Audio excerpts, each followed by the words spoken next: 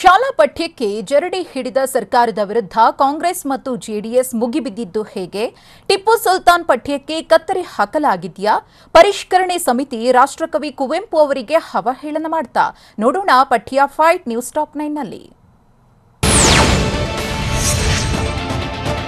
ಕರುನಾಡು ಧರ್ಮ ಸಂಘರ್ಷದಲ್ಲಿ ಕುದಿತಾ ಇದ್ದು ಪಠ್ಯ ಪರಿಷ್ಕರಣೆ ವಿರುದ್ಧ ಇದೀಗ ರಾಜಕೀಯ ಮಹಾಯುದ್ಧವೇ ಆರಂಭ ಆಗಿದೆ. ಪ್ರಾಥಮಿಕ ಮತ್ತು ಪ್ರೌಢಶಾಲೆ ಪಠ್ಯಕ್ಕೆ ಜರಡಿ ಹಿಡಿದಿರುವಂತಹ ಸರ್ಕಾರದ ವಿರುದ್ಧ ಕಾಂಗ್ರೆಸ್ ಮತ್ತು ಜೆಡಿಎಸ್ ನಾಯಕರು ಆಕ್ರೋಶ ಹೊರಹಾಕಿದ್ದಾರೆ. ರಾಜ್ಯದಲ್ಲಿ ಧರ್ಮ ದಂಗಲ್ ಕಿಚ್ಚು ಧಗಧಗಿಸ್ತಾ ಇರುವಾಗಲೇ ಪಠ್ಯದ ಕೇಸರೀಕರಣ ನಡೀತಾ ಇದ್ದಂತ ವಿಪಕ್ಷ ನಾಯಕರು ಸಿಡಿದಿದ್ದಾರೆ. ಪ್ರಾಥಮಿಕ ಮತ್ತು ಪ್ರೌಢಶಾಲಾ ಪಠ್ಯಪುಸ್ತಕ ಪರಿಷ್ಕರಣೆ ಇದೀಗ ವಿವಾದದ ಬೆಂಕಿ ಹೊತ್ತಿಕೊಳ್ಳುವಂತೆ ಮಾಡಿದೆ. ಪ್ರಸಕ್ತ ಶೈಕ್ಷಣಿಕ ವರ್ಷದಿಂದಲೇ ಬಹಳಷ್ಟು ಹೊಸ ವ್ಯಕ್ತಿಗಳ ವಿಷಯಗಳನ್ನು ಸೇರಿಸಲು ಹೊರಟಿರುವಂತಹ ಶಿಕ್ಷಣ ಇಲಾಖೆ ಇದರ ಜೊತೆಗೆ ಹಿಂದಿದಂತಹ ಕೆಲವು ವಿಷಯಗಳನ್ನು ಕೈಬಿಟ್ಟಿದೆ. ಇದಕ್ಕೆ ಜಾತಿ, ಧರ್ಮ, ಕೋಮಿನ ಬಣ್ಣ ಅಂಟಿಕೊಂಡು ದೊಡ್ಡ ರಾದ್ಧಾಂತವೇ ಸೃಷ್ಟಿಯಾಗಿದೆ.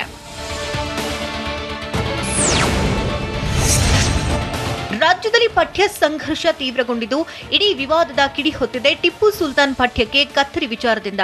6ನೇ ತರಗತಿ ಸಮಾಜ ವಿಜ್ಞಾನ ಪುಸ್ತಕದಲ್ಲಿ ಟಿಪ್ಪು ಸುಲ್ತಾನ್ಗೆ ಇದ್ದಂತಹ ಮೈಸೂರು ಹುಲಿ ಬಿರುದು ತೆಗೆದುಹಾಕಿದ್ದಾರೆ, ಇತಿಹಾಸ ತಿರುಚಿದ್ದಾರೆ. ಇದು ಕೇಸರೀಕರಣ ಅಂತಲೇ ಸಂಘರ್ಷ ಶುರುವಾಗಿತ್ತು. ಇದೀಗ ಟಿಪ್ಪು ಪಠ್ಯಕ್ಕೆ ಕತ್ತರಿ ಹಾಕಿರುವುದು ಮತ್ತೊಂದು ಸಮರಕ್ಕೆ ಕಾರಣವಾಗಿದೆ.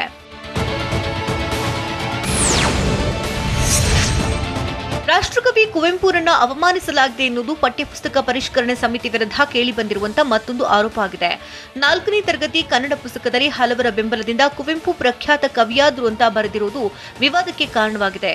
ಅಲ್ಲದೆ ಭಗತ್ ಸಿಂಗ್, ಸಮಾಜ ಸುಧಾರಕ ನಾರಾಯಣಗುರು ಅವರ ಪಠ್ಯವನ್ನ ತೆಗೆದುಹಾಕಿದ್ದಾರೆ ಎನ್ನುವಂತಹ ಆರೋಪ ಭಾರೀ ವಿವಾದಕ್ಕೆ ಕಾರಣವಾಗಿದೆ. ಅಲ್ಲದೆ ಸ್ವಾಮಿ ವಿವೇಕಾನಂದರ ಪಾಠವನ್ನ ಸಂಪೂರ್ಣವಾಗಿ ತಿರುಚಲಾಗಿದೆಯಂತೆ.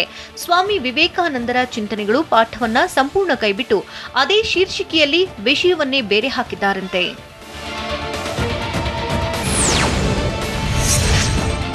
ಭಗತ್ ಸಿಂಗ್, ಟಿಪ್ಪು ಸುಲ್ತಾನ್ ಪಠ್ಯ ಕೈಬಿಟ್ಟಿರುವಂತಹ ಪರಿಷ್ಕರಣಾ ಸಮಿತಿ ಆರ್ಎಸ್ಎಸ್ ಸಂಸ್ಥಾಪಕ ಕೆಬಿ ಹೆಡ್ಗೇವಾರ್ ಭಾಷಣವನ್ನ 10ನೇ ತರಗತಿಯ ಕನ್ನಡ ಪುಸ್ತಕದಲ್ಲಿ ಸೇರ್ಪಡೆ ಮಾಡಿದೆ. ಇದು ಕೂಡ ಎಡಪಂಥೀಯರು ಮತ್ತು ಕಾಂಗ್ರೆಸ್ ನಾಯಕರ ಆಕ್ರೋಶಕ್ಕೆ ಕಾರಣವಾಗಿದೆ. ಇದಷ್ಟೇ ಅಲ್ಲದೆ ಇತಿಹಾಸ ಪುರುಷರ ಪಠ್ಯಗಳನ್ನ ಕೈಬಿಟ್ಟ ಪಠ್ಯಪುಸ್ತಕ ಪರಿಷ್ಕರಣೆ ಸಮಿತಿ ಚಕ್ರವರ್ತಿ ಸೂಲಿಬೆಲೆ ಬರೆದ ಪಠ್ಯವನ್ನ ಸೇರ್ಪಡೆ ಮಾಡಿದೆ. 10ನೇ ತರಗತಿ ಕನ್ನಡ ಪುಸ್ತಕದಲ್ಲಿ ತಾಯಿ ಭಾರತೀಯ ವೀರಪುತ್ರರು ಪಾಠ ಸೇರಿಸಿದ್ದಾರೆ. ಇದು ಕೇಸರೀಕರಣ, ಸೂಲಿಬೆಲೆ ಅವರ ಪಾಠ ಅಗತ್ಯವಿತ್ತ ಅಂತ ಆಕ್ರೋಶ ವ್ಯಕ್ತವಾಗಿದೆ.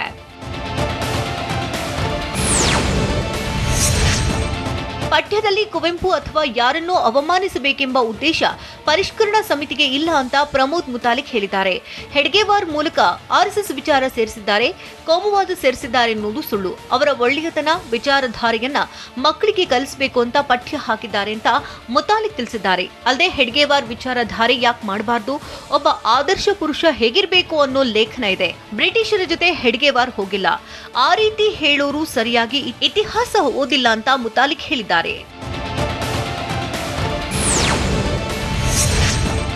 ಚಕ್ರವರ್ತಿ ಸೂಲಿಬೆಲೆ ಲೇಖನ ಯಾಕೆ ಪಠ್ಯದಲ್ಲಿ ಸೇರಿಸಬಾರದು ಅಂತ ಪ್ರಮೋದ್ ಮುತಾಲಿಕ್ ಪ್ರಶ್ನೆ ಮಾಡಿದ್ದಾರೆ. ಅವರೇನು ರಾಷ್ಟ್ರದ್ರೋಹಿಯೇ ಅಥವಾ ಭಯೋತ್ಪಾದಕರ ಅಂತ ಪ್ರಮೋದ್ ಮುತಾಲಿಕ್ ಕುಟುಕಿದ್ದು. ಅವರೊಬ್ಬ ಒಳ್ಳೆಯ ರಾಷ್ಟ್ರ ಚಿಂತಕರಾಗಿದ್ದಾರೆ. ಅವರ ವಿಚಾರಧಾರೆಯಲ್ಲಿ ತಪ್ಪೇನಿದೆ? ಆ ವ್ಯಕ್ತಿಯನ್ನ ಪಕ್ಕಕ್ಕಿಡಿ. ಅವರು ಹಾಕಿರೋ ವಿಚಾರಧಾರೆಯಲ್ಲಿ ತಪ್ಪಿದ್ರೆ ಹೇಳಿ ಅಂತ ಮುತಾಲಿಕ್ ಸವಾಲೆಸೆದಿದ್ದಾರೆ.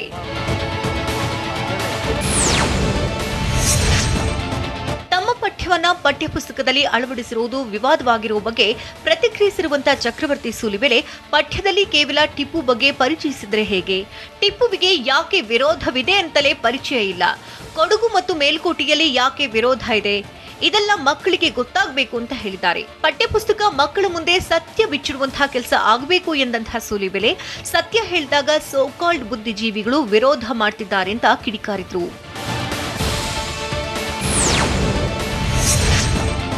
ನೈತಿಕ ಶಿಕ್ಷಣ ನೀಡುವುದಕ್ಕಾಗಿ ಕಮಿಟಿ ರಚನೆ ಮಾಡಲಾಗಿದೆ. ಹೀಗಾಗಿ ಪಠ್ಯಕ್ರಮದಲ್ಲಿ ಏನೇನಿರಬೇಕು ಅಂತ ಕಮಿಟಿ ನಿರ್ಣಯಿಸುತ್ತೆ ಅಂತ ಸಚಿವ ಬಿಸಿ ನಾಗೇಶ್ ಹೇಳಿದ್ದಾರೆ. ಭಗವದ್ಗೀತೆ ಜೊತೆಗೆ ಬೈಬಲ್, ಕುರಾನ್ ಇರಬೇಕು ಅಂತ ಕೆಲವರು ವಾದಿಸ್ತಾ ಇದ್ದಾರೆ.